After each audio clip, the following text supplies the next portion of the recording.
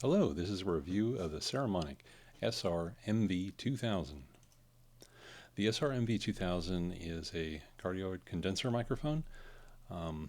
It operates by USB only, so no XLR option here.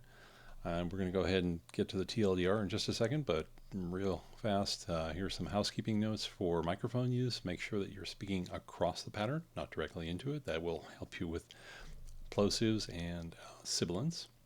And try to get the microphone fairly close to your mouth. Right now I'm speaking about 8 inches from the microphone capsule.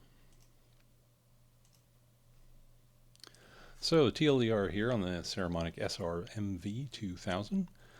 No app, just plug and run, which is good. Construction's fair. It's got a large amount of plastic in it. There is some metal, but largely plastic. Pickup pattern is good. It's cardioid pickup pattern. Value is fair. These run about $80 on Amazon. The mute button function is rather poor. The mute button's on the back of the unit, so every time you try to use it, not only you're fumbling around to try and find it, but also there's significant self-noise. Self-noise on this mic is a problem. Volume is great though. We'll switch to it shortly, and you'll hear the mic volume go up because it's a condenser mic. No discernible buzz. Noise rejection is rather poor though. It does have a cardioid pattern according to the manufacturer, but it picks up an awful lot of the room. And the frequency response is kind of poor. It does limit the quality of the sound that's coming to it. And we'll switch to that now. So right here you're seeing the Saramonic. It's got a little LED in the front that lets you know that it's working. Always a good thing. So let's go ahead and give it some tests here. First off, we'll rotate the microphone to look at the off-axis rejection. Testing 1, 2, 3, 4. Test 1, 2, 3, 4. Rotating the microphone. 90 degree off-axis now.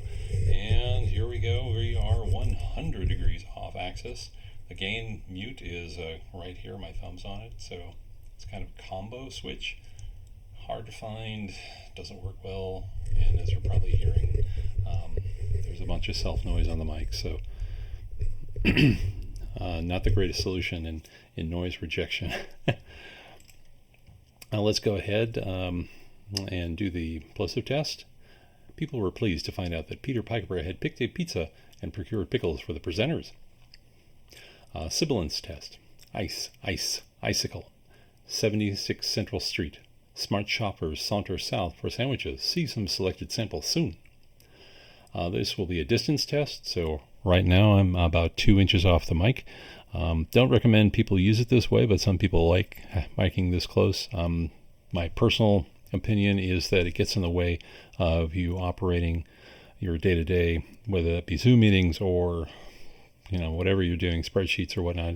It can affect eye lines, so that's not recommended, but this is the proximity effect of this mic. Here we are back at about 10 inches. That's the normal distance you would utilize this mic. I do recommend elevating it. The microphone does come with this little stand. However, I don't recommend that folks put the microphone down on the desk because that will move the capsule to 18 inches or so away from your mouth, and it's picking up more noise. You have to turn up the volume even further on most microphones, and that will just turn up the noise further, right? You'll get more of the room around you. Moving back to 2 feet. This is about 2 feet away from the microphone capsule, and moving back again. This is the same mic, about 4 feet from the microphone capsule, normal speaking voice. Okay, I'm going to do a little background noise test here, so if you'll bear with me, let me bring up a file. This is a recording of a post office, and I've got it set so it hits the microphone with about 70 dB of noise at the capsule. And I'll go ahead and read a little bit. We are committed to an internet that includes all peoples of the earth, whether a person's demographic characteristics do not determine their online access, opportunities, or quality of experience. We are committed to an internet that elevates critical thinking, reasoned argument, shared knowledge, and verifiable facts.